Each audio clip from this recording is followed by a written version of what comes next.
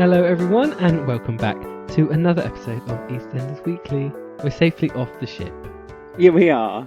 Did we mention we went on holiday? I don't think we did. Did we not mention? No. I don't think people knew we went away for a couple of weeks. No one noticed we were gone. Oh, no. Well, actually, that's not true. And I'd like to say thank you to everyone who got in touch and said that they missed the show when we didn't release one that week, and also, wondered where we'd been. So yes, thank you for your messages. It's been really kind. We're still here. And we're back again. We are. And we're still queer. And that's a little rhyme. Unlike Caren. Buy me a beer. Get used to it. Right, so we are discussing the big week of Phil Mitchell's demise, possibly. These are the episodes that aired in the UK between 29th of July and the 2nd of August. So we're going over a month, which is always confusing to say, but I've said it now. And who are you? I'm Alex, you are, by the way. The official co-host. The co-host of the officially unofficial podcast of EastEnders. Yes, BBC. We've contacted our lawyers like you asked. And that's our get out clause. And I am Ben, the host. Absolutely. And before we go any further, really quickly, I just want to congratulate Emma Barton, who, as we all know, plays Honey on EastEnders, who has been announced as one of the celebrities, I'm doing air quotes as I say it, for this year's Strictly Come Dancing. Yes. For any international listeners, Strictly Come Dancing is your version, or our version, of Dancing with the Stars. Well, it depends where they're from. It's called Let's Dance somewhere else. Oh, is it? Yeah, because that's what OT's sister was on in Germany. Isn't Let's Dance a charity one that they do in the UK, the comic relief one? I hate all of them. Oh, I know you do. But I'm here to support Emma. Well, we're going to have to watch Strictly this year now. There's no excuses, so we can see how Emma gets on. Well, last year, Woody Wood was on it, and he went out on week 2. I know, which was good, because I didn't really want to support him anyway. But Emma is putting some time to one side for this. I know, she's got the script writers in a dither. She really has. She's basically asked them for time off, so she can rehearse and give her all for the show. I mean, dedicated. So I'm hoping for a semi-final, quarter-final. So is Adam going to take away for like a long holiday? Yeah. And away. Habiba will be all upset. Hopefully Adam will be in the audience. Oh yeah, and it'll probably be Billy, wouldn't it? Penny. Is his name Penny? Fevwick? I can't remember his name. Perry, not Penny. Also Fevwick. I can't remember his name. I'm not very good Fenwick, with his name. isn't it? Oh, I don't know. But there's bound to be lots there. of there's and bound Janet might be there. Oh, I hope Janet Grace. is. Yeah, and Will. Oh yeah. Yeah, clapping along to their TV mum. Who is it you want to see on Strictly this year? You've predicted. You said to me you predicted. Oh, a celebrity. Yeah. Jay Blades. Yes, from you think Jay Blades. The amazing show Money for Nothing, or Repair Shop, because he keeps appearing on things. So I think he's like doing the rounds. Right. I hate him. So. Okay, cool. So you're looking forward Jay. to seeing him on television. Yeah, but I'd love the presenter to do it. Okay. I can't remember her name now. I love her though. Oh, Sarah Moore. Sarah Moore. Oh, I love Sarah Moore. She's the most fuddy-duddy presenter ever. Apart from ourselves. We're just as fuddy-duddy. But I love Sarah Moore. I'd rather she did it over Jay, but he always takes her jobs. Wow. Anyway, this is a really random... It's a TV show we're talking about, which gets about 10,000 viewers. Yeah, and it's only broadcast in the UK. So let's move on quickly. Money for Nothing, everyone. Look it up. It's really good. You upcycle. She goes and the presenter's really funny. She goes to the dump and asks people, "Can I take that out of the skip and make something from it?" And they're like, "Yeah, of course you can." And then gives them the money that she makes from it. Yeah, but she doesn't wear her glasses, so when she gives the money back, she like puts the money really close to her eye. Because she can't read little notes so well. Oh, it's a great show. Money for Nothing. Look it up, everyone. Congratulations, Emma Barton, for doing Strictly. Oh yeah, we've gone off topic. Yeah, well, you thought it was going to be one of the Taylors, didn't you? I did. I predicted it was going to be Keegan. And I said to you, imagine if it's Honey. Mm. We were like, No, I know. When you said it, I was like, oh, I hope not. And then the next day, it's like, Emma Barton's doing it. And so I'm happy. I am very happy. Yeah, well, I like Emma. She's fun. She was on the One Show and she was like doing fun things. I think she'll be good. I really do. I think she'll stick to it and do well. Right, so we're behind overtime. Whatever. Is it behind time? No, we're overtime now. We're overtime now. So, don't know what we're going to do. But it's fine. We're going to stop talking and we'll move on to the next. We're moving on. With the first one we're talking about is Rainie and Stuart. Yes. Because their romance is blossoming. Yeah, a romance that I had said I've wanted to see. And last week I said I'm really glad they're going through with it. However... They both seem a bit like reformed though. So it's not like evil like we thought. Exactly. It's not the romance that I was hoping for. It's loving and friendly. With Stuart, but I think it'll take only one thing to tip Stuart over the edge and make it become a bit more demonstrative. Well, they kind of broke up at the end anyway of the week, didn't they? Yeah, so but it's already a bit. It won't last that long. Their breakup won't last that long. They played Boggle, for heaven's sake. I think Boggle is the start of any good relationship. Now, is Rainie, because she's Kathy's bad skills of giving her pills last week. Yes. She was asking like Bobby to do loads of things for her, and then he said no and walked out of the house. Did you notice she like quickly jumped and got the phone and wasn't in pain when she picked up the phone suddenly? So is she putting it on? She's putting it on for Bobby, yeah, because she sees Bobby as her little slave, doesn't she? So I didn't know if that was like she's a good actress, so I was like, no, she wouldn't do that on purpose. Was it acting within an acting bubble? Yeah. So the actress was playing Rainie, acting that she was more her than she was. Yes. That's skills. That's RADA. That's BAFTA award winning. Okay, so she is putting it on. So do you think she's getting too happy with these pills? Or is Stuart seeing too much into it? Well, she was being a bit twitchy, wasn't she, when she was at Wolford East when they were having the meal. She's quite happy to keep taking them as well. Yeah, and she under Kathy's guidance. She was, at least she was trying to take them with a good meal, because she was a bit upset that Stuart was kind of hurrying her along in order to get to the meeting that ultimately they ended up going to. Hot first date. Yeah, well, yeah. Go to Wolford East, go to a counselling session. Wolford East is literally the place where to go for dates. But there's really nowhere else classy, inverted commas Prince again. Albert. They have cakes. With the lunchtime menu. That's where Martin and Kush go. For dinner, there's nowhere else other than Wolford East. Well, there's McClunkey's, or there's Bill's Place, or there's the Vic, I suppose. Does Vic do food in the evening? Not sure. Lukewarm food. It's when he warmed up for lunchtime. Now that Aunt Babe's not there, probably not. Yeah, there's more than one restaurant, though, in the world. In the world, but in Wolford, there's only Wolford East. There's the Caff as well. There's Bridge Street Caff, isn't there? Argy Bargy was seen this week. Also at the same time, a poster like in the background for Ronnie's gym. And the gym itself. Yeah. We saw the gym. So are they hinting? Well, it's nice that they're using different parts of the set. I mean, last week we saw not Zach Morris, we saw Keegan running around the set going all kinds of directions in order to get to the tube station, which was a bit odd because I've always just thought it was quite a direct one route. way. Yeah, down Bridge Street, turn left, go past Wolford East, and then you find it to your right next to E20. But apparently it's much further than we were first led to believe. I found it interesting they showed the gym, though. It's like they haven't showed that in years. So maybe Jack, with his money troubles, he'll remember. Oh, wait. Ronnie must have left that to me in our will. Yeah, Ronnie 1, password. So, that was interesting, I thought, when they were going through. I'd like them to reopen new sets. I mean, again, not to keep going on about Kate Oates, but Kate Oates did... some executive producer, I don't know.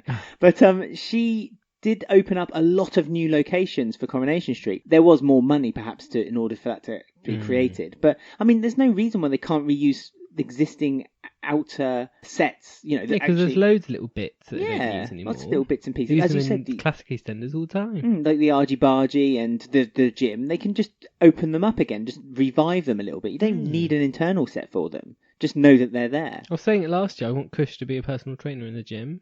Perfect. Bit more money for him. But Kush is busy. A second job. Because he's already got a second job now, looking after Martin's store. We can't talk about that because we're meant to be talking about Rainie. But at the moment, we're talking about her on her way to her date. Yeah. So as she was walking to her date. Yeah. So they went to the Wolford East, and then he took her off to a hot location of a meeting of like-minded people. Yes, well, it was Against Substance Abuse Anonymous or along those lines. Yeah, at the community centre, so much closer as well, so much easier to get to if you need to get there in a hurry. Yeah, because it's not the one that he went to before in secret and she spied on him while eating biscuits. It's a different one, isn't it? She was pretty much gorging on the biscuits on this occasion as well. There's something about biscuits and drug abusers. Blame her, I would. I must say, a biscuit is my drug of choice. I've got a packet of chocolate digest. Again, it's second week in a row I have a biscuit next to me. Chocolate chip cookie last week. This week, chocolate digestive. Disapproving looks from me. Well, the first thing you said when I came in with them is like, that's going to cause so much noise on the microphone. Yeah, so don't touch them. Whatever you just did, I'll just edit out. So it's fine. But it ended up in tears because she kind of got the impression that the only reason he was with her was because he wanted to try and help her, and all he can ever see is her as an addict. Yeah, I mean, the whole week I got the impression that Rainie was less involved or up with the idea of her and Stuart than what Stuart was. Stuart seemed more into Rainie than the opposite way round. I guess because someone finally did pay her attention, I guess she clutches onto it, doesn't she? I suppose it goes back to what you were just saying about how she was perhaps exaggerating her ailments in front of Bobby so someone would pay her attention. And the first person she, as you said, when she jumped to her phone was to get in touch with Stuart. So perhaps she doesn't want someone to feel sorry for her. She just wants someone to care for her and give her some attention. Yeah, because she doesn't really get the attention. I mean, that's the thing she doesn't get from Max either. Or her mum, or like anyone in her life. Yeah. She's always been pushed to one side. There's a little sneaky reference as well about Ian sleeping with her this week, which I liked. Yes. That was good. Ian never really shows any kind of affection toward Rainie. There's very little. Like he's always pained to see her there on the sofa. Yeah, Ian needs a bit of work actually as a character, because him and Ben are meant to be brothers, but like you don't really get anything when they have a scene together, I don't think. Yeah, you're right. I mean, obviously there's the big Mitchell story which we'll talk about a bit later on, and you think that Ian would have some kind of talking to Ben and finding out what's been going on. There just doesn't seem to be anything between them. Like you don't buy them as brothers, do you? Not anymore, and they don't. Yeah, there's no affection between them. I suppose at least Ian is sticking up to his word that he's trying to spend more time and build more of a relationship with Bobby this week, because Bobby offers to work at Wolford East. So there's that link between them. Well, speaking of how busy Wolford East is, we also had continuing storyline of Habiba and Adam, which is like, it's a bit of a Hayley. Like every week you just get the same like thing, but in different places. And we have him saying he'll go on a date with her, and then her getting all dressed up and Iqra noticing, and then him cancelling the date, which is, we keep having this. Yeah, but he cancelled it because Honey is also suspicious.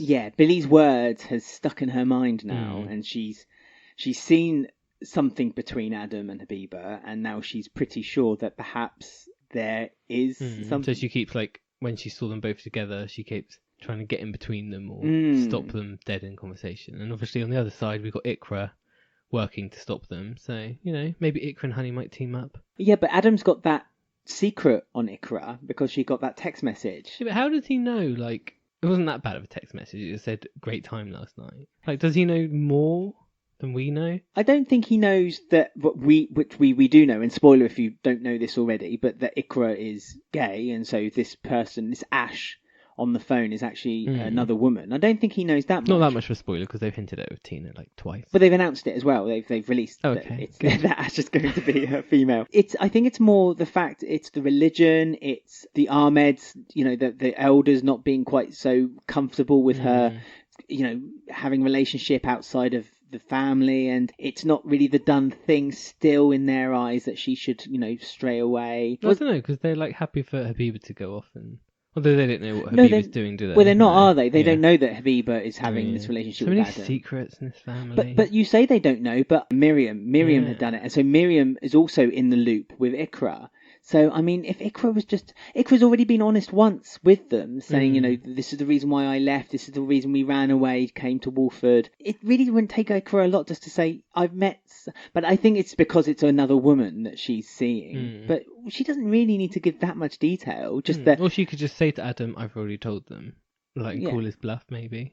Well, Honey called his bluff this week, didn't she? Because Adam was making excuses for why they can't go out. Honey had made herself look really good for him, trying to impress him, trying to make him forget about Habiba. And then when he turns up... He'd already arranged his date with Habiba. He'd arranged his date with Habiba. He made an excuse, though, that he had to see one of his old dentist pals. And so Honey called his bluff. That old chestnut. Yeah, exactly. Yeah, well, no, so many of his pals seem to come down for the weekend, don't they? And Honey said, I don't mind being the third wheel. I'll come along. I'll sit with you guys. And so Adam was like, oh, look at me being selfish. Oh, you want a nice night out, just you and me. I'll cancel it with him, it's fine. But then he, as you said, the hot place to be, he then takes him to Wolford East. I know, so for God's sake, where they're working. Well, Iqra wasn't, but Habiba was. And so then Habiba was having these little secret conversations with him at the table, which Honey was very alerted by. Every time she went off somewhere to get a glass of wine or went to the toilet, Habiba would be there with her little book, like going, so... yeah, and she was like really dressed up as well, because she thought she was going on a date. Yeah. So Honey knows, but she's just not wanting to admit it, I don't think. Yeah, she won't. Until she catches them like red-handed. But I don't think she wants to catch them red-handed. She wants it to end. She wants Adam. Adam. It's not that she wants to catch Adam and say, haha, now I'm going to dump you. I think actually, because she sees that Adam's so good with her kids. He can dance, he can sing, he can act. He's a triple threat. And also she doesn't want to be humiliated in front of Billy, because that's the last thing anyone wants, to be told that Billy was right. True, it's almost as bad as Mitch was right. So yeah, no one wants that. But I like it when Iqra's being feisty, because she's quite strong and feisty towards Adam. She doesn't seem that scared until he starts mentioning her little secret. But I want a bit more of Iqra's feisty side. I enjoy it. But it's nice we're seeing more of Iqra. It's a shame that Habiba is still a false start in my eyes. It's like, this is the story they've given her. She's having an affair story. She can't really do anything else until she gets over this story, really. Once Adam's gone. But it's nice to see Adam being more involved as well. We always wanted Adam to be more involved. We thought at first it was going to be a undermining Honey storyline, which I suppose it still is, but not in the way we thought it was going to be. Yeah, that's true. Right, so next up we've got a very special feature, because we've got a review of the year. Not this year. Not just yet. No. Classic EastEnders have just finished 1989 in the UK, so we've obviously watched it all, the whole year, so we're going to give a little review of it. There's a magical mystery tour of the human digestive system in Body Matters in half an hour on BBC One after this evening's episode of EastEnders.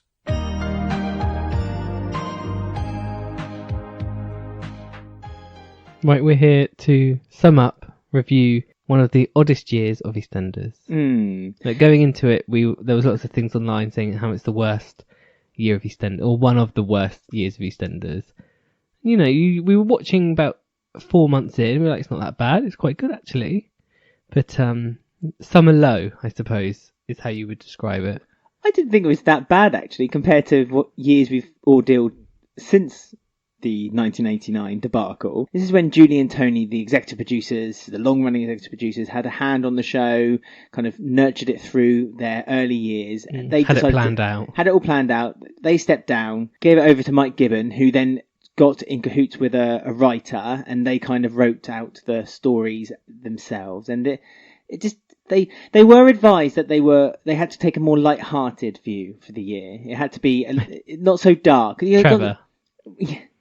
I mean, EastEnders has that reputation now that it's and there's always been a very dark soap. It's always quite gritty compared to, even at the time, Coronation Street was a much light-hearted one. And they were advised to make EastEnders more light-hearted. So I don't want to put all the blame on their shoulders, because they were told to do that. And at times, I have to say, because I wasn't used to it at the beginning, it was a bit like, ooh, this is Night and Shade. I don't like this at all. But as you got used to 89, I didn't mind it so much. As you got used to it being rubbish, you didn't mind it. But it wasn't rubbish. It was just the humour was...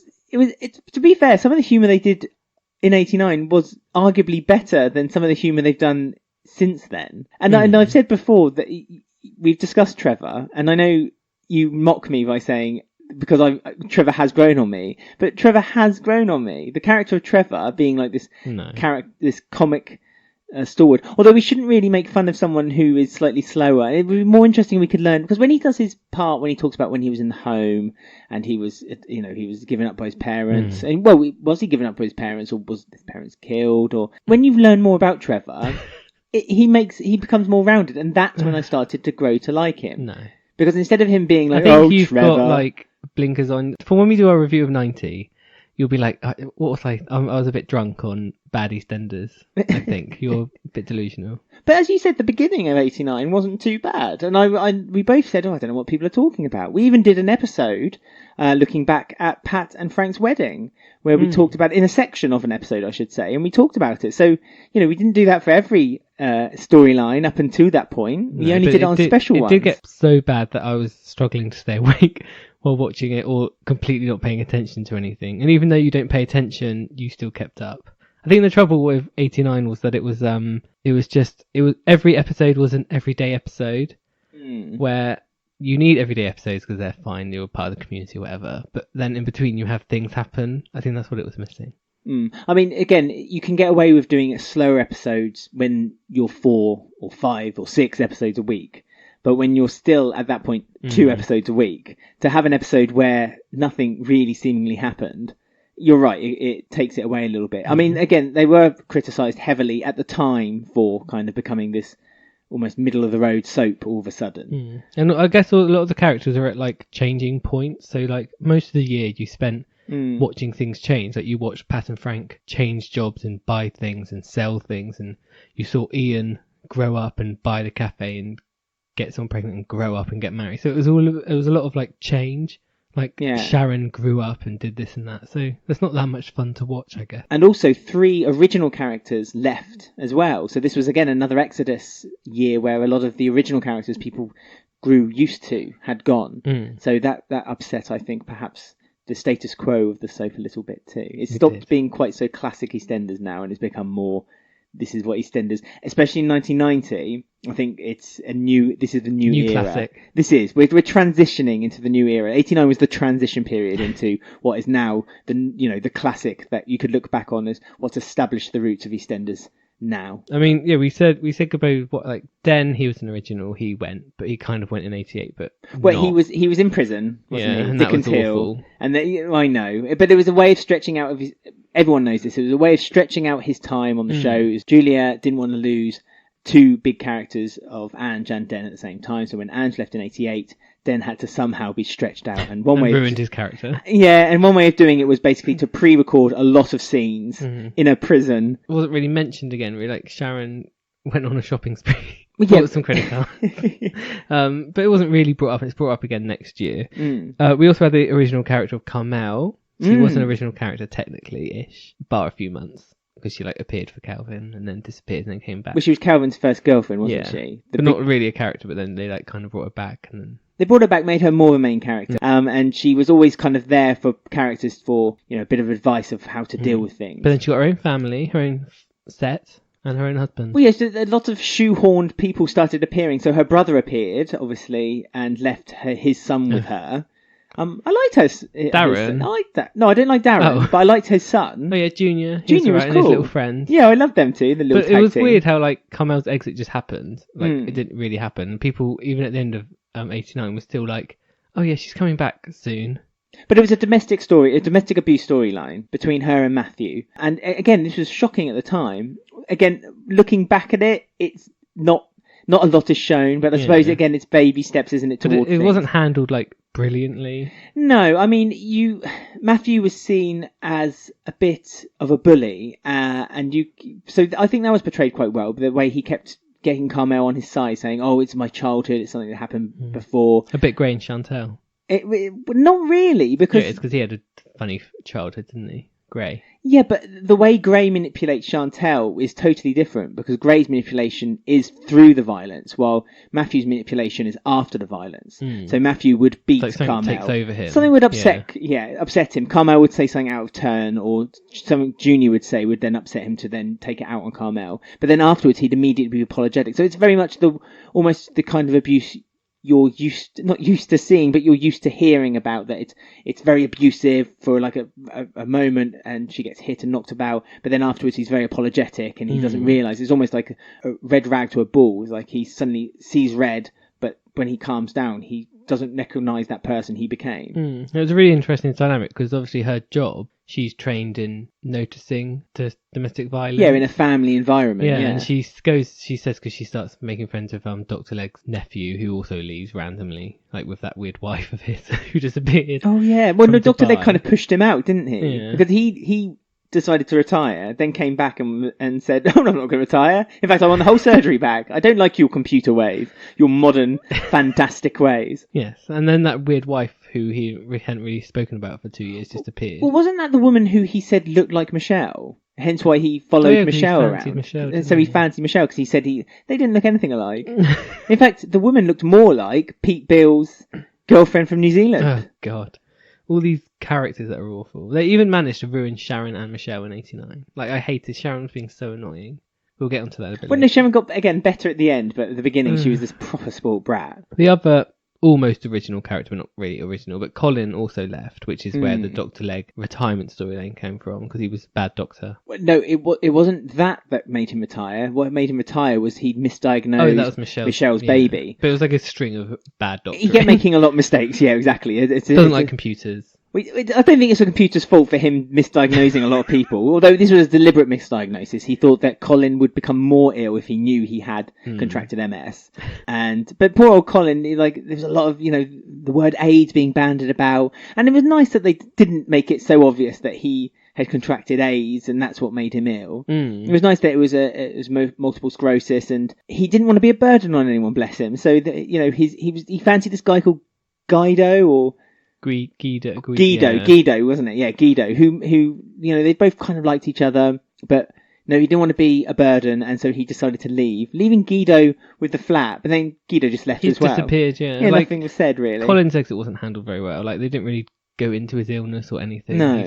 He got the illness and then left. It was really weird. But a year of change, I guess, because then the producer had his own ideas of characters who to bring in. So we had some fresh faces. Yep. We had some up north coming down south. I know, it was such a blatant idea of, Coronation Street's quite popular too. Let's add some northerners to our soap to really mix them up a bit. It was so obvious. It was annoying. I mean, we've already talked about Trevor already. We had him, his friend Paul Presley, who was like the new Simon Wicks, who was like meant to be the sex symbol. He was a stud, wasn't he? Big muscles, and all the ladies wanted him. Because Simon's like the new Den, and then writing him like Den, which is really weird, and dressing him like Den. Well, and they're making Sharon act like Ange behind the bar. That's so it. So they're obviously trying to replace them. Yeah, they're looking after the Vic, and so they've made them like the new Ange and Den, which is just bizarre. Paul was the new stud, but he didn't really go anywhere or do anything. He had a weird like three-way triangle with Diane, who was like 15, and Julie, who was the other new character, who was the hairdresser. And... See, Julie's okay. I like Julie. She's really brassy, and she's got this successful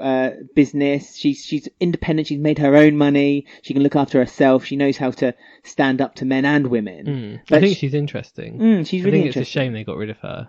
They could have looked into her a bit more. Yeah, she's kind, isn't she? She has that kindness in her, but she always has that upfrontness to people that she never doesn't really release it very often. She doesn't like women or trust women. So yeah, I thought it was a shame they got rid of her, because she was like one of the good castings. She's also always fighting for a man that is unattainable. So she did it with Paul, with Diane and Paul, and then she did it with Kathy. Yeah, because Kathy got a new love interest too. The Battle of the Fruit and Veg stores. Pete Bill was not pleased when he found out there was a second fruit and veg. I mean, come on, Pete. There is a competition. All's fair in competition, and you know you could work together or fight these competitive prizes. It's good for the consumer, but not for Pete. No. The one good thing is in '89 that Pete did leave for about 6 weeks. So he did. He went to New Zealand. That's where he found his girlfriend. And that was a duff as well, that he was going on holiday, and everyone was upset. Well, he got his premium bonds cashed in, didn't he? He found out that his premium bonds had gone like £4,000. He was like, I'm going to get a ticket. I'm going to leave the country. Yeah. And off he went. He was still awful throughout the year, as expected. I loved his exit when he went to the airport to go to New Zealand, because everyone was waving him goodbye, and Kathy just looked relieved. Yeah, like, thank God. Yeah, and he came back with new hair as well, didn't he? Oh, he's got himself a nice little reddish blonde barnet now. He's been natural. I like to say it's the sun-kissed New Zealand lifestyle, but it's still there after being back in the square for another 4 or 5 months. So I think it might be a bottle. The other character who we can. A lot of these new characters we can only talk during this because they only appear in '89 is Marge Green, who like suddenly appeared. You kind of thought she was an extra because she looks like an extra. She's not. She was a bit off with her acting to begin with, so you didn't really know who she was or what she was doing. But apparently everyone knew her. She was like another elder character. There was like 4 old characters throughout the year. Well, they kind of brought back what the original '85 had, like all the older characters. So Mo was the new Lou, and obviously Dot and Ethel, and then they brought back Marge to be almost like a kind of whimsical, like a mix of Ethel and Dot, merged. So she's got a conscience, but at the same time she likes to be a bit adventurous, but she's always been pulled back by her own mum because she's quite a sad storyline she has actually. I liked Marge. Actually, get into it. Yeah, she was alright. I like Marge, but I think she's lost. Now her mother died, because her mother died at the end of '89. It kind of lost anything for her to be there for anymore. Like Marge that's her story. It's finished now. There's nothing more for her. She's got a few months left, and then she goes. But she was okay, I guess. Yeah. But again, everything in '89 was just okay. Yeah. I mean, one story that was not just okay was the death of Donna. It finally built up, and she overdosed. And I mean, everyone said, when you see her death, it's quite graphic. I mean, it's not again, to today's standards, hugely graphic. But it's quite graphic. She's on the floor with like sickle over her, like pale, and her eyes. I mean, for 89, that is pretty blatant what's happened to her, and she's got the track marks on her arm, and Dot discovers her as well, and Dot just feels she's in grief for days and days afterwards, isn't she? Constantly reading the Bible, and Rod feels really responsible for it too. Yeah, Rod comes back. Well, Rod leaves because he pushed Donna away, so he then goes off, but then comes back later to find that she's dead. To find out that she's dead. Her, so then he feels really responsible for it because he was. And Kathy doesn't want to feel guilty for it, but inside you can tell she does. She had her own flat. She had her own problems. Donna. That's what the last thing she said to her, wasn't it? She was moving into her own flat. Had her own life. So. Oh yes, because she asked if she could move in with Kathy, and Kathy said, "No, I need to spend just some got rid time." of Pete. Yeah, exactly. I've just got rid of one of my family.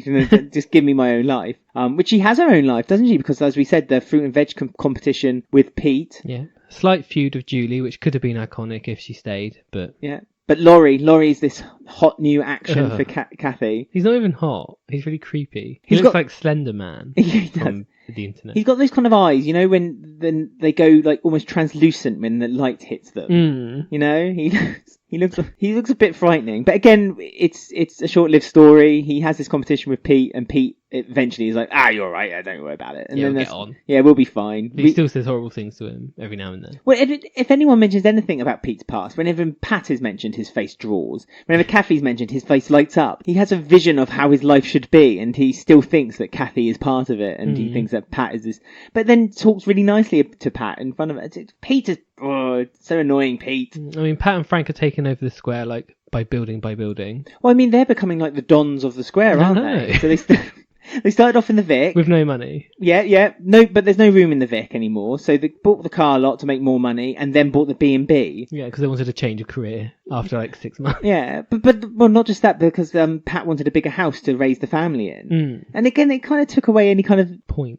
Well, not just point, but like the Vic is like the central place everywhere. And so everything happens in the Vic is almost the nucleus of everything else. And Pat and Frank being there was perfect. But then when they moved out of it, it kind of became irrelevant. Yeah, I think the guy was aiming to have New Den and Ange, basically Sharon and Simon there. Yeah. But obviously it didn't happen. No. But we also had the big like triple storyline of Simon and Cindy and Ian. Yes. Because Stephen is born at the end of the year. She's told Simon that he's the dad, not Ian. So. And now she's given birth to Stephen. She keeps convincing Wixie that he is the father, and she keeps saying, you can see him, can't you? You can see he's your child. And now Wixie's feeling super guilty. And I think the fallout of that's one story that does carry over into 1990. So, and probably like the most miserable wedding we've ever seen on EastEnders. Oh, it's awful, isn't it? She was like, Cindy was just sat on the sofa like upset the whole time. Well, because she fell out with Pete, of course. Yeah, I would fall out with Pete too. That's not Cindy's fault, that's Pete's fault. But just before they got married, she begged and asked Simon to just run away together. A bit like how Michelle used to beg Den. Yeah. See, the new Den, isn't he? That's what he was doing. But he can't be the new Den because he's not confident with it. He's guilt ridden. While Den was like, yeah, I've had a child with a woman out of wedlock. You know, it's fine. Well, that's why he left the show. The actor, he said he didn't like what they were doing to Simon's character. So that's why he left. Obviously, in a few months' time. So covered most of 89. I mean, there's one more iconic moment. I'm surprised you didn't bring up because you put a GIF of it or a video of it on Twitter at the time of it happening. And that's the Sharon and Michelle fight when Michelle admits to Sharon finally that her child is dense. That's good. That's like more the beginning of 89 where it's still good. But yeah, that was a very good episode. It was like a two-hander kind of. Yeah. But yeah, Letitia Dean at her best there. Oh, absolutely. Slap that dry slap. I think you should repost it again this weekend on Twitter. The video of the slap. Yeah. The repeated video of the slap sound is fantastic. Oh! But we got through 89. Yep. The summer was the worst, I think, where it was just near impossible to watch. But we got through it. So we'll be saying goodbye to Paul and Julie and Trevor and Marge. And hello to a couple of brothers. Yes. A couple of iconic brothers, one of which had a big week this week. I thought you were going to say something else then. No. Sorry. A big bald head. There's lots of photos of like a young Grant going around on Twitter if everyone can find them. Oh. So watch out. He sleeps with Julie. Oh, spoiler. Oh, it happened 30 years ago. But a lot of people are watching Classic with fresh eyes. Well, but meh, I give it a D-. Oh, we're grading, are we? We normally do. You say this every time. Okay. Oh, do I? do it 3 times now. It's our third review. What, of the year? Yes. No. Yes. Well, I don't know. yeah, but it's the past year. Okay, Yeah. so on grading. I mean, I didn't think it was D. I'd just C. Ooh. A C minus. You gave 2018 a C, I think. Did I? Mm. I would say it was probably similar then. Oh no, 2018 was a bit better. Okay, a D plus. A D plus, just underneath. Okay, lovely. So that was our review of 1989. So in a few months, we'll be back and we'll be reviewing 1990. Well, now it's time for us to close BBC One down for tonight.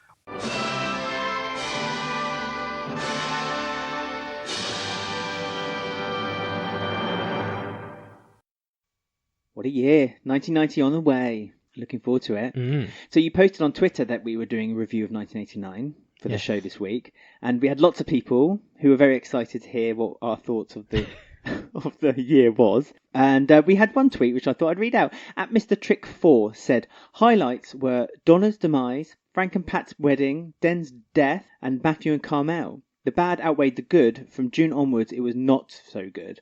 Funnily enough, that's when Trevor arrived.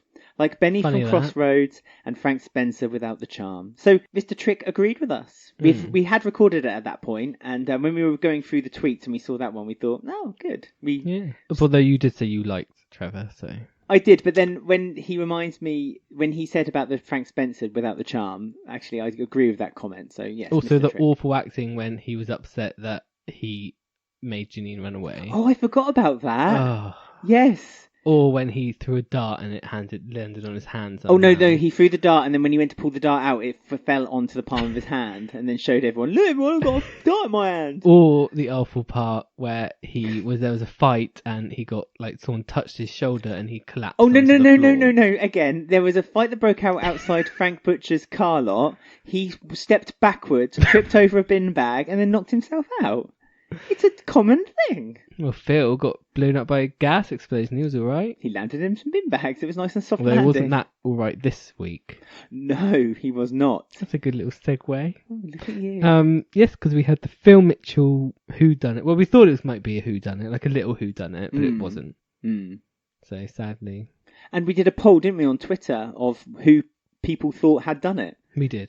But we found out straight away, but we did the poll in advance. But the poll had ended before we found out. That's right. And to be fair, you are all very canny watchers because most of you had worked it out. Don't go too sure. We gave 4 options and we said if you think it's someone else that we've not said, post below. We said Keanu, Ben, Kat or Stacey. So last place with 11% was Keanu. Then 13% was Kat, 36%, and second place was Stacey, and 40% of people thought it was going to be Ben. That's a bit obvious. Ben was obvious, but it doesn't mean it was the wrong answer. That's true. Well, it was the wrong answer. But it could have not been the wrong answer. Yeah, but yes, it was Stacey. And then we had a few comments. Someone said, not Ben, far too obvious. Probably Stacey, as Lacey Turner is leaving soon. I mean, for me, that was the obvious reason, that it was Stacey. Almost too obvious, so I thought it wouldn't be. But then it was. But then I also kind of knew, because at the beginning of the week, in order to hide her baby bump, they used a happy birthday banner that was fixed over the gate. And a bush. Yeah, and I thought, hang on, this is getting too much now. Running out of time. Yeah, we're running fast out of time. The red coat won't go on anymore. There'll be water breaking all over the place, and they'll be filming a scene. So we're talking about the Mitchell side of the Phil Mitchell storyline. It's got 2 sides, this storyline. Like all stories. So we're talking about that because we also had Sharon with her DNA result letter coming through the post. Yes, and it felt like a Murray Povich episode because Phil, you are not the father. It's a reference probably a lot of Americans would get. I get it. If I had screaming people in the background. Jeremy Kyle doesn't exist anymore. We don't talk about that. Oh, like Trisha. We don't talk about that. Stop talking about cancelled shows. Like Judge Rinder. Yeah, there we go. That'll do. If it was a paternity court. Yeah, and she got her results. And again, reveal, straight away, alleged father Phil Mitchell is not the father. 99% accurate. So I don't know whose DNA she picks up. We don't know. Well, we discussed this last week, how she got the DNA and whose DNA it could have been. Yes. It might be probably her own. For her blonde hair. She with her own hair.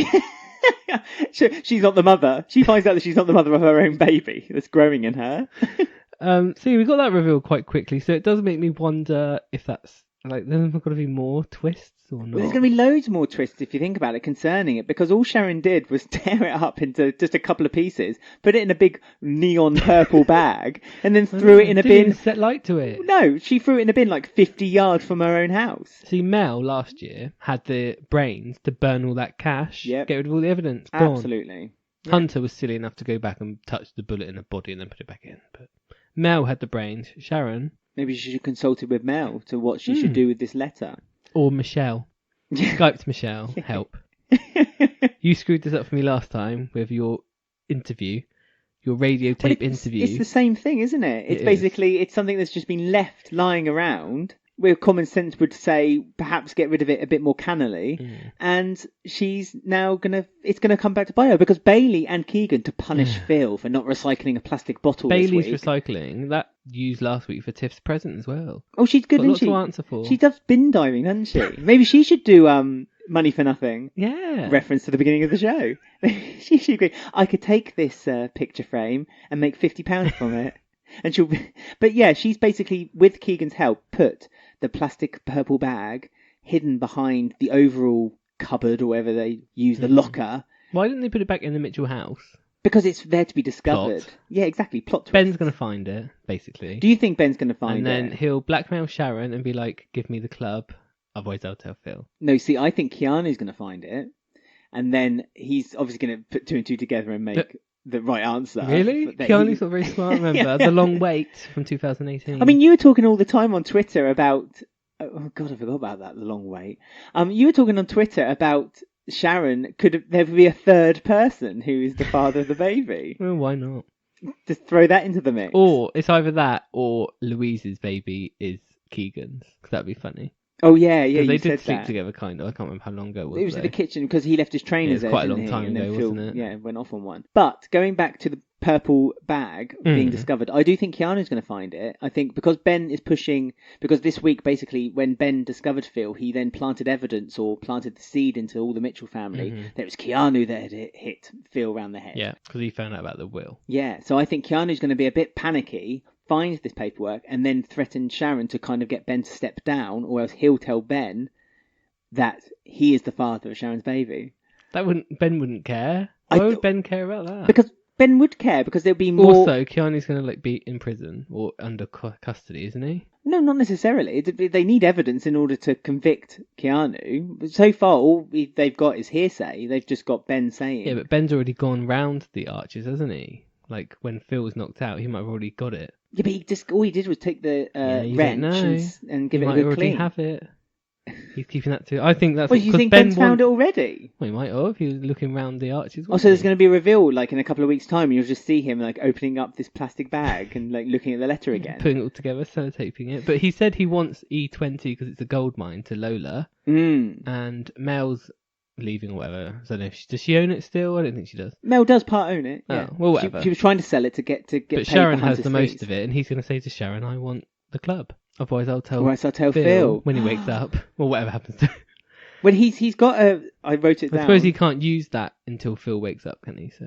Well, yeah, Phil's got a subdural hematoma, which is a serious condition where blood collects between the skull and the surface of the brain. I mean, a lot of people were concerned because he was just laying there with his eyes wide open in the pit, the garage pit, which could be a indication that he's in a coma. He's basically in a coma right now. He's literally the moment he got hit. He's on his summer holiday now, isn't he? He has like every summer off. That's probably why they've written. Well, every time he wants to do something. So when it's the pantomime season, when he wants to play Captain Hook again. Last year they just said he's gone to Spain, but this year they've actually given him a story.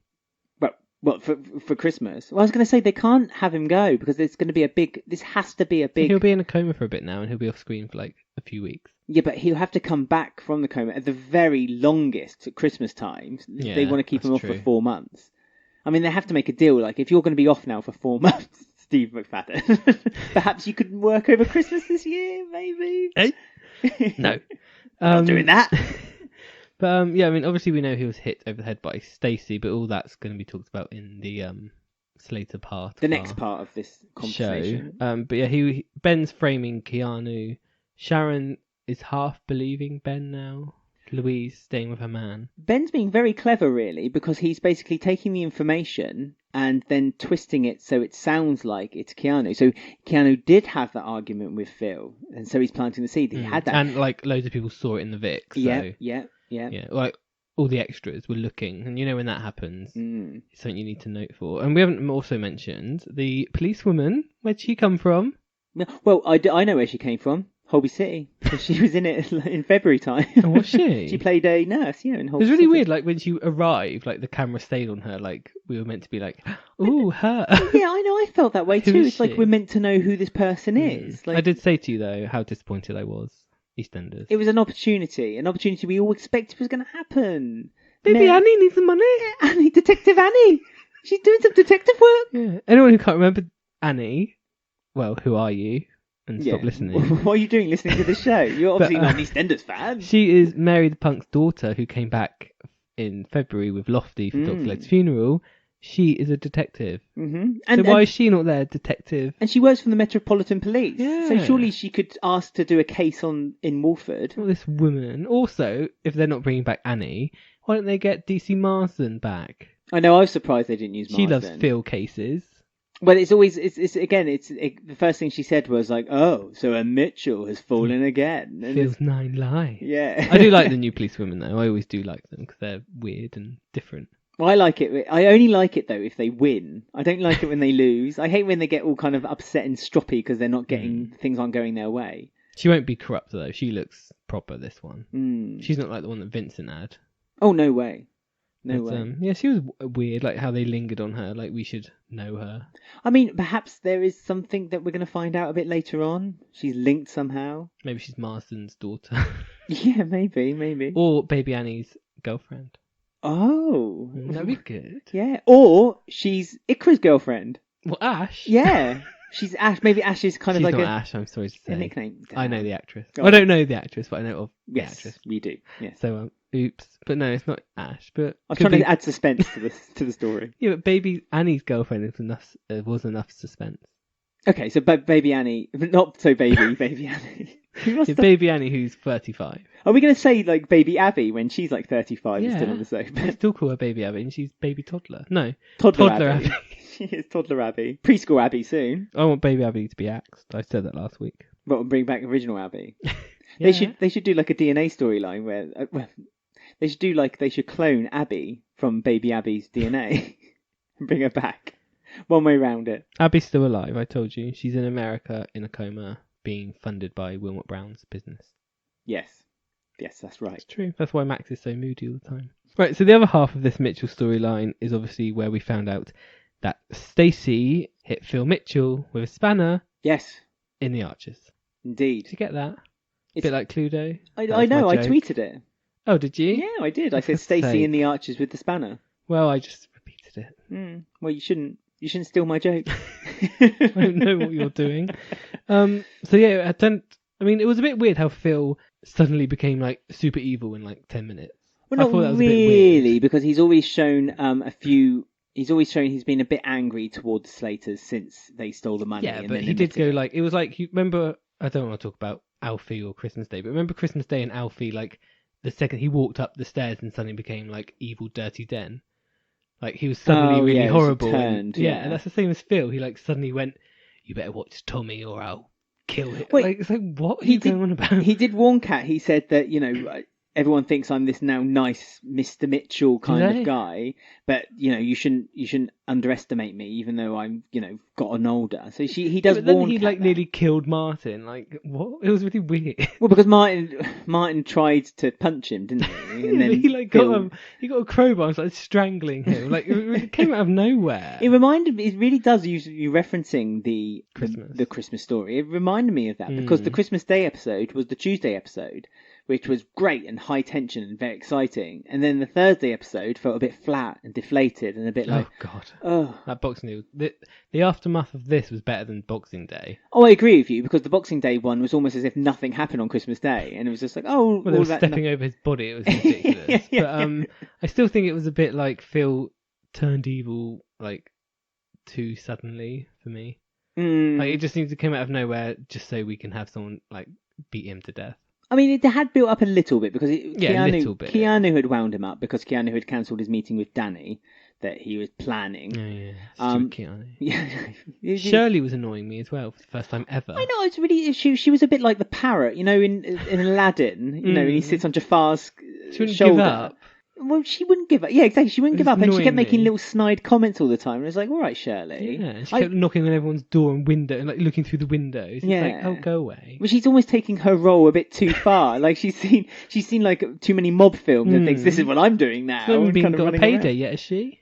Well, she has. She got a 10%. 10% from reclaiming the money from the Slaters. She was annoying me.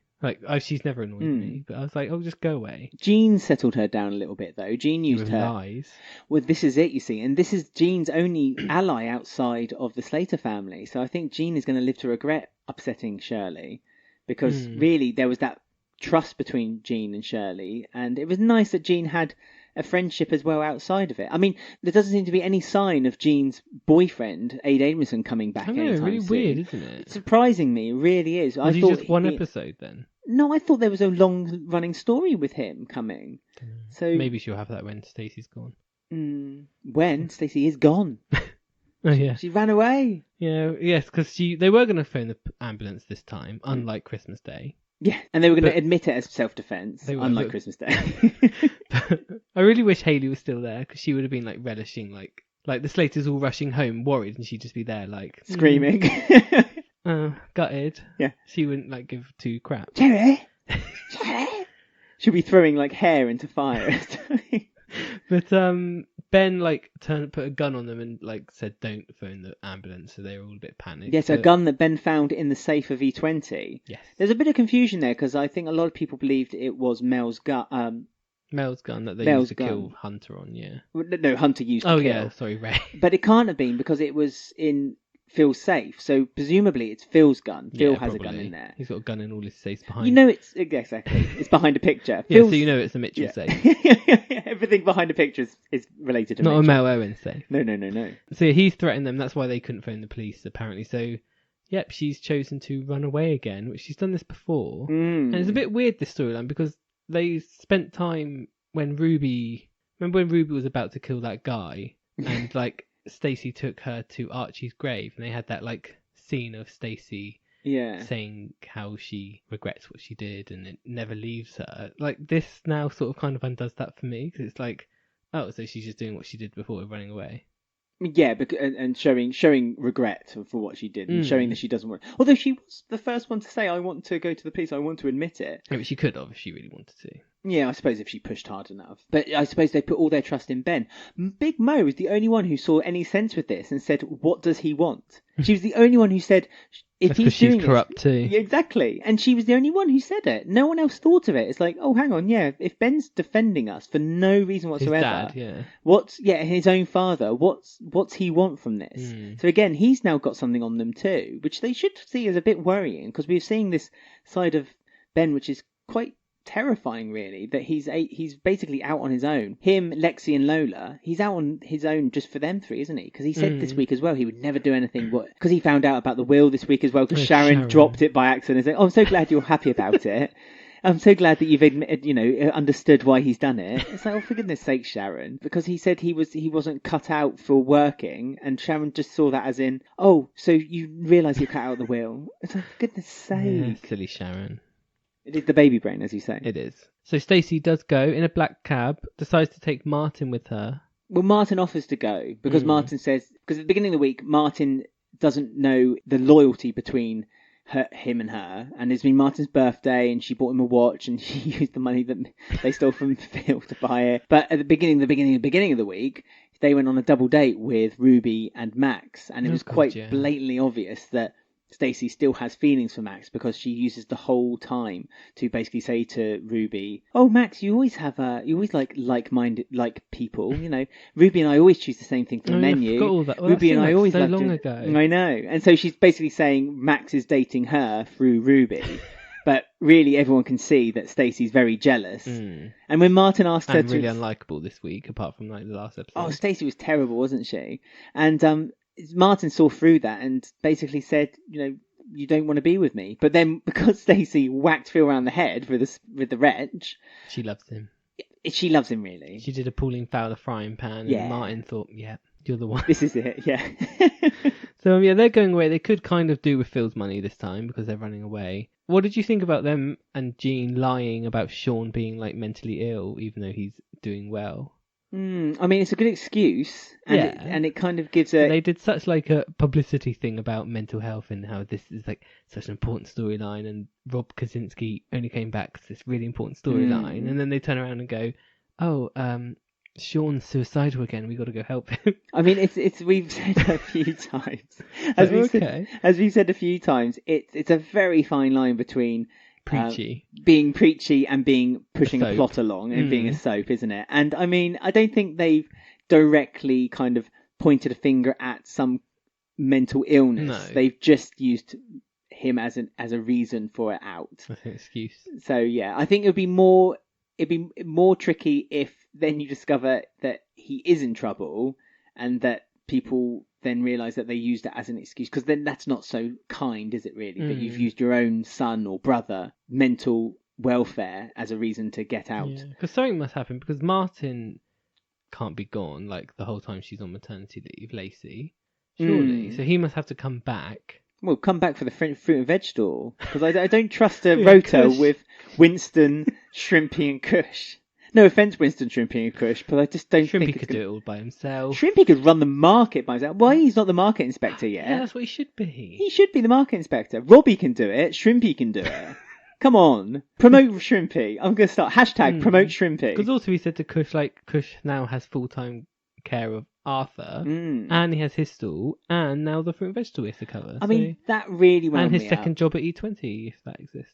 Oh god, yeah, as the doorman. So he's a very busy man. He is. Well, who's going to look after Arthur? Maybe Carmel will come down again and kind of help look after, because this is her dream. Yeah, Bonnie. This is her dream. She wanted the full care for that little boy. I mean, again, I understand it was done for the purposes of getting Stacey out, but the fact that we had to ordeal this plot. 3 weeks of them going, I want paternity, we hate each other. It's been more than 3 weeks, I think. Yeah, I know. And it was all wrapped up in a really pretty little bow with, oh, I know it's hard, but Kush really should have Arthur. And then as Stacey and Kat are leaving, as Stacey's leaving, Kat says, oh, I do love you. And Stacey's like, oh yeah, I love you too. It's almost like it was written like, oh, Lacey's pregnant, better write her out. It's like, you did have like a lot of notice for this guy. Yeah, exactly. Like, it wasn't sprung on you. No, you're absolutely That's what it felt right. like. It felt like it was sprung on them, even though it wasn't. But sprung on them halfway through doing this story. Do you know what I mean? So they had this story all thought up in the ins and outs of it, and then they suddenly found out that Stacey, all that camera work. Oh, Stacey is pregnant. Oh, sorry, Lacey is pregnant. Yeah, better write her out then. Yeah, we better write her out then. And it just seemed too nice a package for her to leave. It was a lovely scene though to see Stacey driving away, very upset and hand on the window. Crying. Hand on the window. I stayed on the window the whole time. Did you notice? She didn't take it off once. Crying, until she was off screen. I did think Julia's theme might have kicked in. I really did. It's not an exit, is it? I know, but I did think it. I did. There was a little part of me that thought that was going to happen. Worthy. Onto our list when we have to do an updated version. Not worthy, I'm afraid. Right, so next up, I think that's covered all of that baloney. If none of it, if we've not covered something and you want to talk to us about it, find us on Twitter at EastEnders Week, or find us on our Facebook group, EastEnders Weekly Podcast. Just click to join the group. Yes, that'd be fun. So next up, we've got a little quiz for everyone to take part in. Get your pens and paper out. Right, so we are back in the classroom. Libby Fox has got another test. Need to dig out that Grange Hill theme again. And this is Libby Fox's end of term test. So the questions are heightened. End of term. Yeah, even though it's not end of term, but whatever. I think it is. It's the end of the school holidays. It's school holidays, isn't it? Summer holidays. That's why the roads are quieter now. Lovely. So, are you ready? This is heightened. This isn't about a particular week of episodes that we've just watched. This is a general consensus of characters and duffs and cliffhangers throughout it's history. 35-year. Well, no. You'll see the drift of the. Is there a common link then? Yeah. Common kind of. Okay, go on then. So, right, multiple choice, which we like. I do, because it gives me a chance to get it right. And everyone listening at home can also play along. Which is fun. And share us your score as well. Yeah. Right, so question 1. Who had the longest gap between appearances on the show? Was it A, James Wilmot Brown, B. Lofty Holloway, C. Mary the Punk, or D. Colin Russell? I'm going to say C. Lofty Holloway. C is Mary the Punk. B. Lofty Holloway. And I can go through my answer quickly. Okay. Because James Wilmot Brown was still there after Mary and Lofty had gone, and he was introduced in 2017, so it wouldn't be him. Colin Russell was there before before Mary, but after Lofty, but he was there quite early on as well, like 2016 or something, for his wedding. Off screen. Now, Lofty left before Mary, but they were both back on at the same time. So that's why I'm saying B, Lofty Holloway. Isn't it? Yep. Right. So the correct answer... Oh, you're giving me the answer straight away? Oh, do I not normally? Normally you go through all the questions and give me the answer at the end. Not that I want to tell you how to play your game, then. I'm sure I do, but it's fine. We'll do it that way. Right, so question 2. In 2019, who appeared in the most episodes? 2018, sorry. They start. Okay, 2018, yeah. Yeah, because 2019's not even finished yet. That's true. Right, so we have A. Oh, so it's 2000 in the year 2018. Who appeared in the most? So not up until that point. No, it's just in 18. In 2018. Okay. You need to be clear with your questions, Ben. So was it A. Stacey Fowler, B. Keanu Taylor, C. Linda Carter, or D. Billy Mitchell? Who had the most credited appearances in 2018? I'm trying to think of the stories that happened in 2018. I mean, there was a lot of Carters. Yes, I'm going to say C, Linda Carter.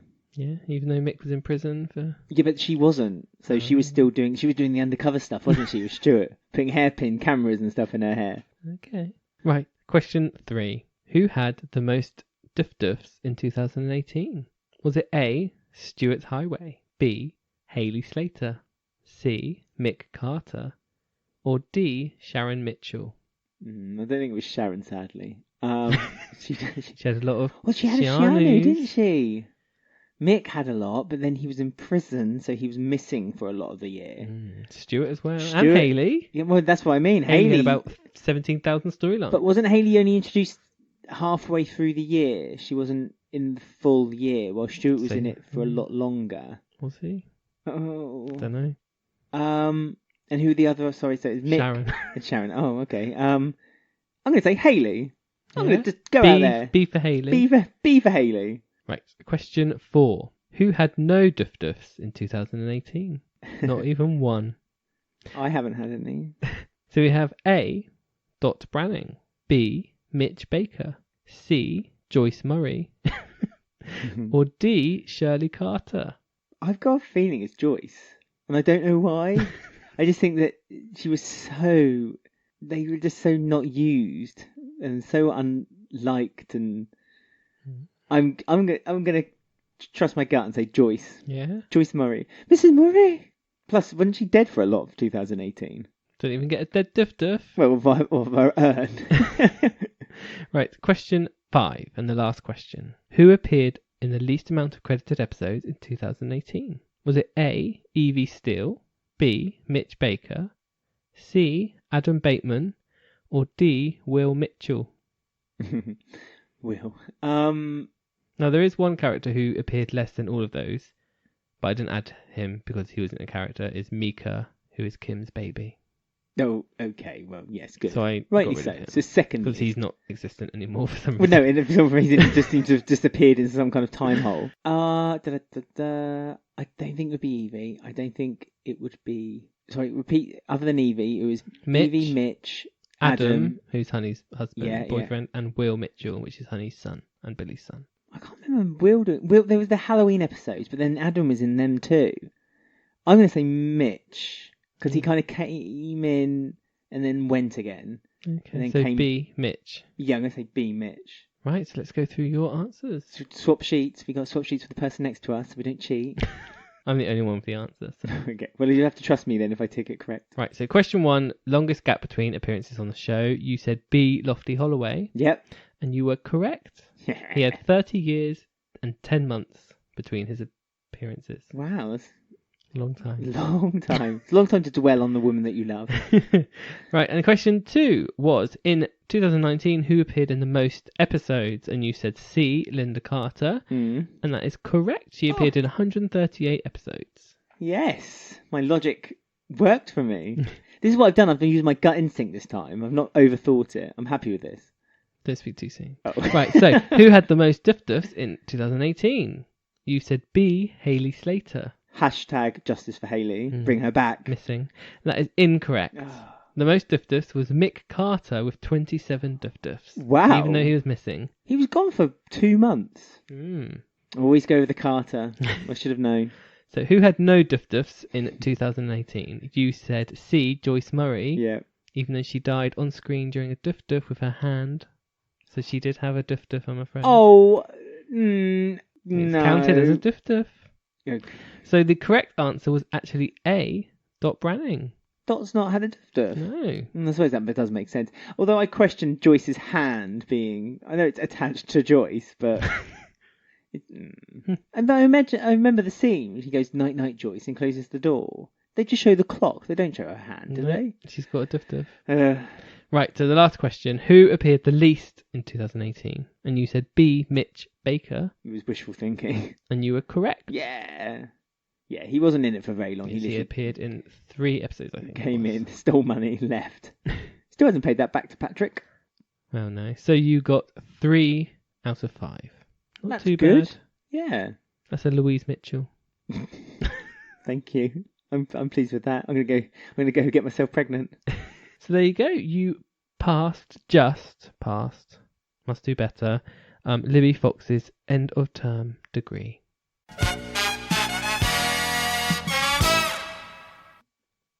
Right, so we've got the whole Taylor clan to get through one by one now. I know, real family affair, just like Mitchell's, wasn't it?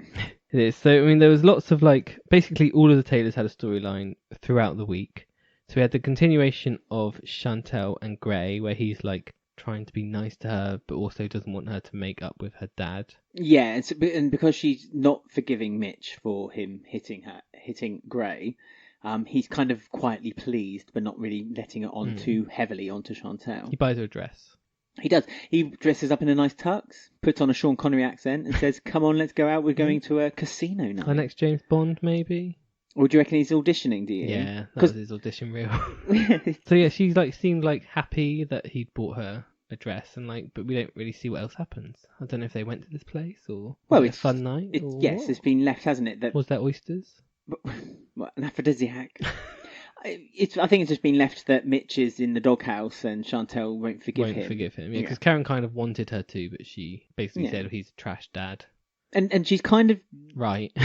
Yeah, she is very right, but she's also given up her job-ish, kind of. She says she's not coming back. And she said you might as well fire Mitch or I won't come back or something like that, wasn't it, to Denise? Yeah, it's really weird that hairdressers, the Hare and Hound or whatever it's called, the Hare and Fox and Hare, yeah. I mean, you see the female beauty side of it quite heavily, but you don't see Mitch doing much at all. No, typical. And typical Mitch. Doesn't do anything. No. But him and Denise seem to be friends because at the end of the week they're arranging things for Patrick. But before then, we've got the Tiff and Keegan and Bernie thing where Bernie still likes Tiff, but she knows that she's dating her brother. And then also her mum is now dating a woman, which all of this sort of is spiralling into the end result of Bernie trying to get over Tiff, I assume is the point of this weird story. Caren getting really, really drunk and then basically saying, why don't you just get over it?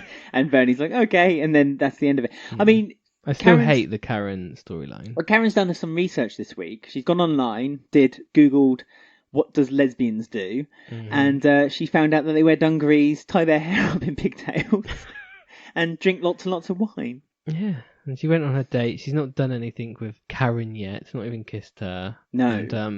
And she admits to Bernie, because Bernie is kind of like the third wheel at the date. And she does admit to Bernie that she feels a little bit weird and she doesn't really know what to do. She knows what to do around men. She knows how to act around men and how to make the first move and, the kind of sexualization of what to do around men as well. But she's not so sure what to do with other women. And Bernie's a bit like, well, is this a game to you? Is this a bit of fun or what is it? Saying what the audience are basically thinking, what's going on. But Caren does say, it's not a game. I'm not actually messing Caren with a C around. It's just that I'm not sure. I'm not entirely sure what I want or what I don't want. Weird storyline this is. I just don't understand what the point of It was. Well, It's so weird. And it's like, is it ended now? I guess that was it. Oh yeah, it has ended because Caren with the K says that even women dump me better than men do. That's a bit of a wasted opportunity for the actress. Cause... Well, no. I think underneath, Caren was trying to relate to her daughter a little bit. Well, that's why she was doing it like a weird. Yeah, and this is the only way she can kind of. She's almost very practical, isn't she? So the only way she could kind of work out how her daughter might be feeling is by putting herself in it. Yeah, putting herself in that situation. Yeah. The trouble is, though, without you saying that, you don't really get that from the storyline. No, I suppose that not. would have been a better storyline than this weird, like, dressing up as a lesbian. I don't know. It's just really. Yeah, I don't know. And I think weird for me. This story. But I think the character of Caren with a C and Bernie both were somewhat offended by the way Caren went about doing things, and I think Ben with a B. Yes. Me, not Ben Mitchell. We got that. And Ben Mitchell on Twitter, you mean? Oh, no, not him. No? No, don't talk about him on here. This is your Twitter announcement. Ben Mitchell. All right? Hello, Ben Mitchell on Twitter. And I think it, as you said, it was a means to an end for Caren kind of understanding Bernie's way of thinking, and then it kind of allow her to say, you need to get over Tiff in order to move on and be able to love yourself and find yourself a relationship. A bit like what I've kind of done. I kind of got over my obsession. My fake thing. Yeah, my fake thing. Now I can move on myself. So I think there was that underbelly, that kind of underlying. Could have been a better way to story. Get her over Tiff, though. Yes, of course there could have been. It was just really like... But it was nice. And it was... But the trouble is, like, last week they did that Pride Week, and they did, like, Stuart beating Ben, and they have, like, the real emotional side of Callum struggling with his sexuality. And then, like, the next week they do the Caren... Like, if they didn't do them, like, next to each other, maybe I wouldn't be thinking, like, oh, for God's sake, what are you doing? Because they've done these literally a week apart, it feels a bit like, oh... Is it Pride a joke? Week was a couple of weeks ago. Yeah, but you know what I mean. The thing I was upset about the Pride Week thing is they kind of undone Bernie's confidence about being a young, LGBT girl. And... Or Ben's like being beaten up by Stuart, and then Stuart's just in the Bill house. Yeah, like, I know. Having boggle. That's true. That is true, isn't it? Because Stuart's kind of just forgotten about looking after his brother, and now he's got interest in elsewhere. But again, that kind of builds on Stuart's character, because Stuart's trying to be this much more caring, much more considerate person. He's tried looking after Last Callum. week he nearly killed someone to death. Like, beat someone to death last week. But again, for the interests of his family, his brother, because he thinks that Ben is manipulating him. And really the only language Stuart understands, as much as he tries not to, is the language of violence. Seems to be too many strings on this bow. But this is the thing with EastEnders at the moment. Everyone's in each other's pockets. So it's very difficult not to talk about one story without delving into another one very quickly. But Bernie does eventually say to Tiff and Keegan, I'm happy for you both. This is it, clean slate, let's start again. And me and Tiff are friends again. Yeah. Which Tiff was really happy about.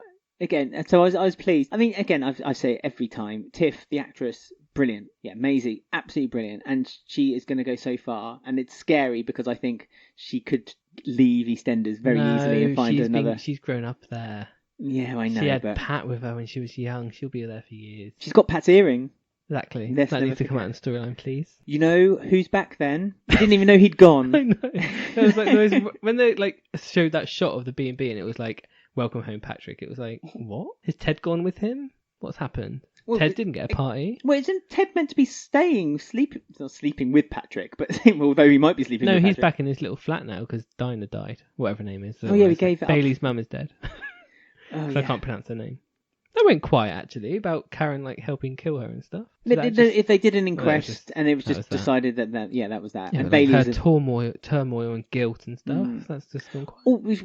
What didn't go quiet was the reason Bailey was getting so invested in this whole recycling thing was because she admitted to Keegan that in the summer holidays, she normally spends the whole summer holidays looking after her mum. Busy. She's got nothing to do to keep her busy now. Save the planet. So saving the planet is her way of doing it. Coincidentally, at the same time, Doc Cotton is now trying to save the planet on Classic EastEnders on the Drama Channel. So is Dinah and Dot somehow related? Answers on a postcard. EastEndersWeekly@gmail.com. Because we can't pronounce her name. So I don't say Bailey's mum's name now. Okay. Is Bailey and Dot somehow related? EastEndersWeekly@gmail.com. No, they're not. That could be Slate of Family Values. Oh, yeah. Do that next week. Yeah, why not? And then, yes, so Patrick's coming home. This is a very short storyline, really random. They just plonked it on the end, didn't they? A big party, considering there was only 5 people attending it. Kim's gone. Yeah, Kim's not even going. So it was Denise, Mitch, that was it, Jack. Was Jack there? Oh, yeah, because he was talking to Mitch, wasn't he? Yeah, Jack. Why is Jack there? Because he's dating Denise. Oh, yeah, I forgot. Forgot they were even dating. They had sausage rolls.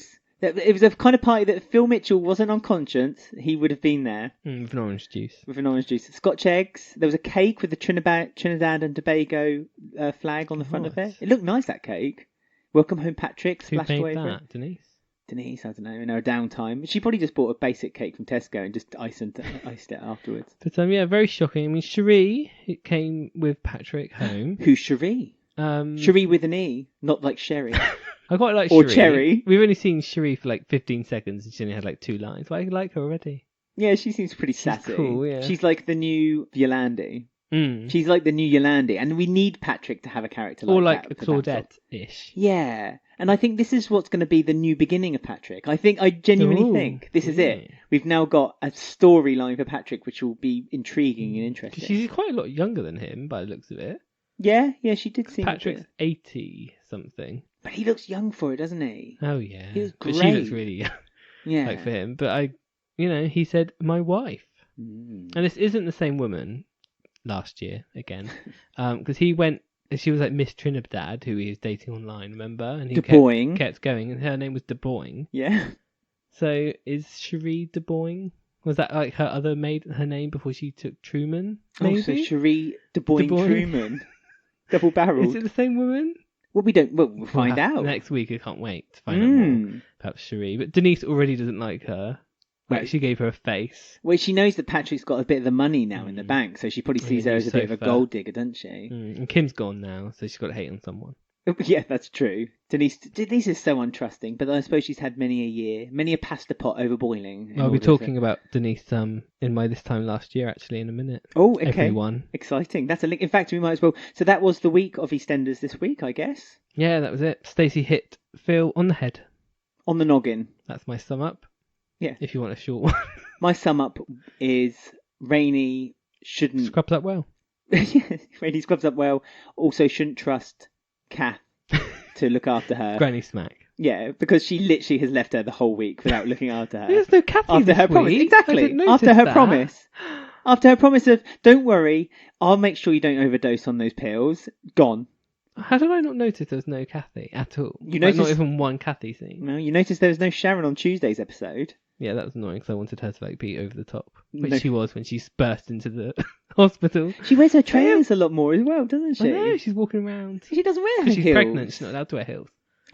Well done, you. Unlike Louise. It also I'm going back like 4 sections. The Mitchell section. Wasn't it funny that they all rushed to hospital? Louise had her handbag. Her designer handbag, like, can't go hospital without that. And she had it like, she was holding up, like, girls hold up handbags with their hands in the air. Oh, I hate that. Yeah, they have it on the hinge of their arm. She was doing that the whole time, Louise was. Yeah. Right, so we're going on to Who Won the Week with all your comments and fun things like that. You know me, I ain't one to gossip. Yes, it's the end of the show where we read out your tweets, your comments on Facebook and Instagram and emails that you sent to us. And also we find out who you believe had won the week in Wolford. But before we do, as we do every week, or most weeks, Ben has been delving into the past and finding out what's happened this week in previous years of EastEnders. So, Ben, take it away. I will. Right. Going to start with birthdays and deaths because one of them links into my episode, as usual. Mm-hmm. So, whose birthday did we miss on the show this week? Sharon forgot to mention her best mate's birthday, Michelle. And also her brother Martin forgot to mention her birthday since it's the same day as Martin. Oh, what, Martin and Michelle share a birthday? Yeah. Why do I not know that? Don't know. I thought it was odd. Yeah. So, 30th of July 1969, Michelle was born. So no one mentioned that. Yeah, you think Martin would say, like, when he put on the watch or got the card, said, I must remember Michelle sent this, yeah, or a card. Michelle. Yeah. Yeah, so poor Michelle. Sharon doesn't care anymore, does she? No, she doesn't. Busy with her But she's DNA. busy doing lots of other things, yeah. She's there was very an busy. excuse to phone Michelle, you see. Skype. 1, happy birthday. 2, I don't know who the dad is. And then closing the laptop as someone walks in. Also, speaking of pregnant women forgetting special people's birthdays in their lives, Lisa Fowler's birthday was also forgotten by Louise, her daughter. And she's meant to be coming back as well. Yeah, 28th of July 1970. When she phoned her and said about Keanu and that she was pregnant, she could have said, "Oh, by the way, happy birthday next week." That's all about her. Mum, shut up. Yeah. Lisa was probably trying to tell her. Yeah. Have you bought me a nice present? No, Mum, I'm pregnant. Bye. Deaths, one of our favourites, 26th of July 1988, on screen, well, off screen death, but a brilliant episode. Lou Bill passed away. Yeah, brilliant. She had her whole week of episodes dedicated to her. And let's never forget that big conversation she has with all of her family around the table when she hands out her worldly possessions. Michelle, if you're not careful, you're going to end up a spinster. Mm-hmm. And here we are. And here we are indeed. No one remembers her birthday. Wise words. Wise words. Stella Crawford died on the 20th of July 2007 by jumping off the top of a building onto a car. Not the Vic. No. Oh, okay. It was like the wedding, wasn't it? Yeah. Oh, of course Stella? It was. That was Phil. No, well, and there was the big question mark hovering over it, wasn't it? Whether Phil pushed her or whether she jumped. Yeah. So maybe that's why Ben's a bit angry this week. Yeah. He's remembering the trauma that she gave him. The hot teaspoon. And another birthday, which was Libby Fox's birthday, which was the 27th of July 1991.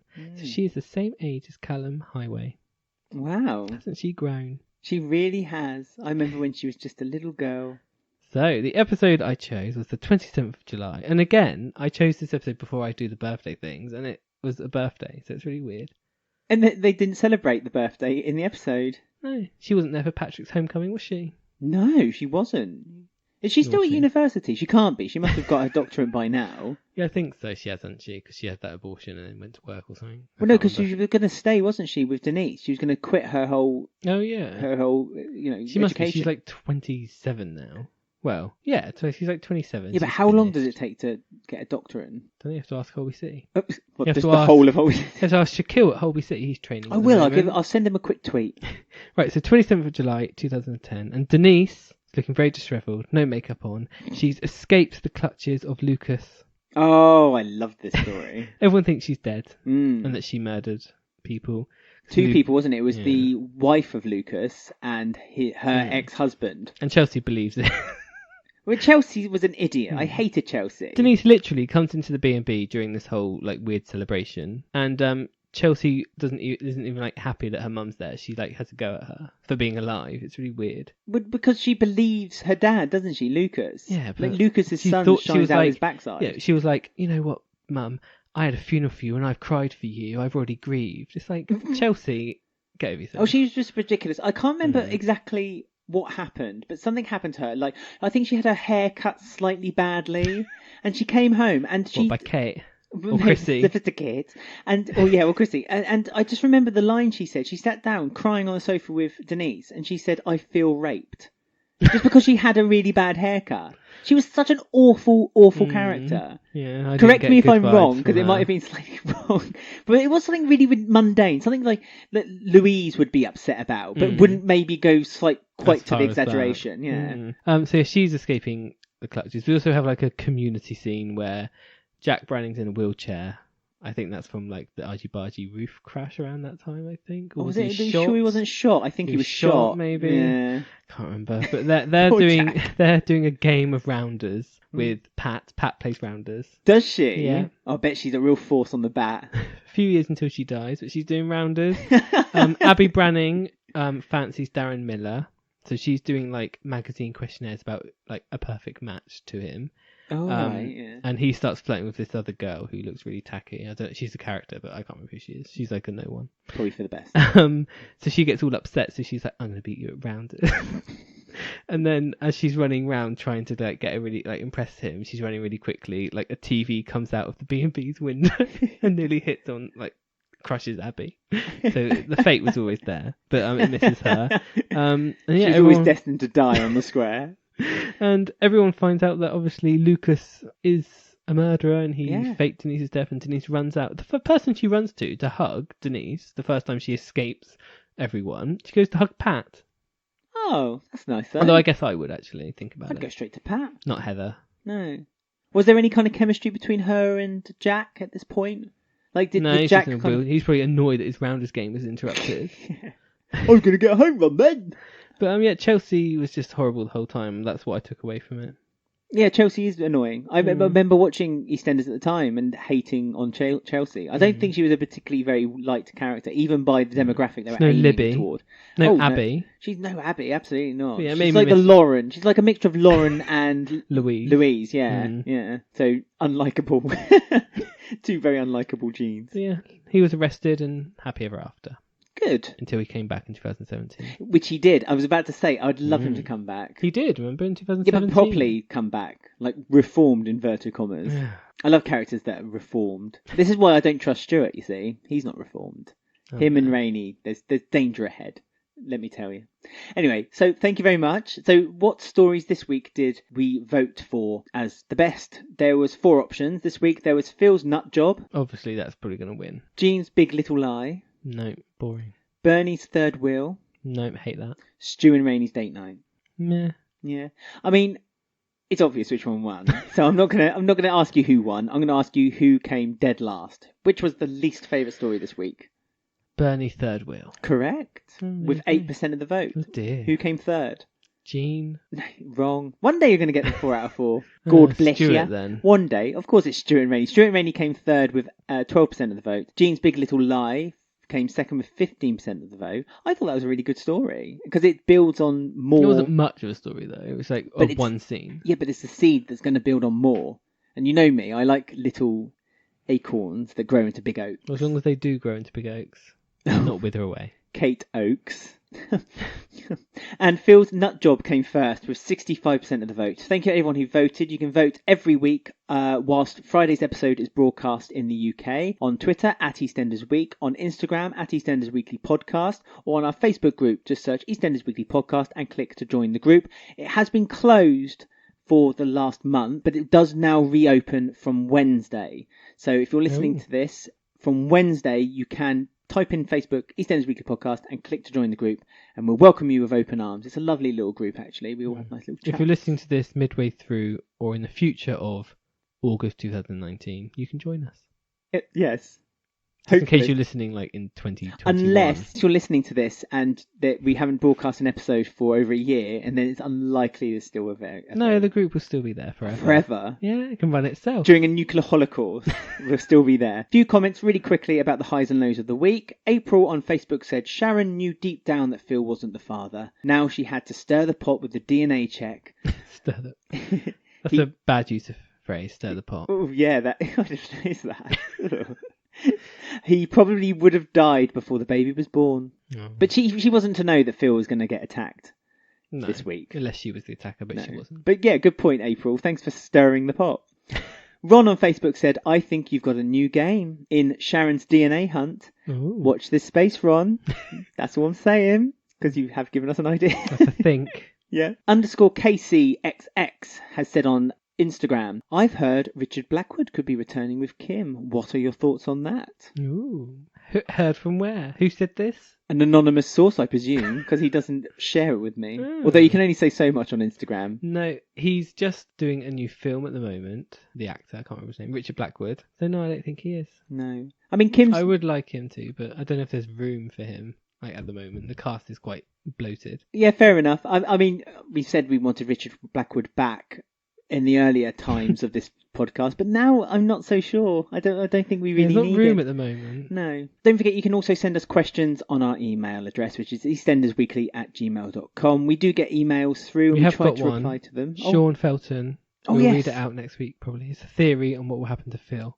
Yeah, so it makes more sense to maybe read it out next week, perhaps. So yeah, so do send us in your emails and we'll read them out and we'll answer any questions you guys have. As always, we tweet live when EastEnders is broadcast in the UK, so do follow us on Twitter at EastEnders Week. And as I said, we're on Facebook and Instagram. So there we go, that's the week all wrapped up nicely, just like the story of Kat and Stacey. It is. We say goodbye to Lacey and congratulations and wonder when she'll be back. There's a big question mark out there for you. Have a great week, everyone. Hope you enjoyed the show. The cat is now in the place that we now have to go because the cat is moving the microphones everywhere. So blame him. Meow meow.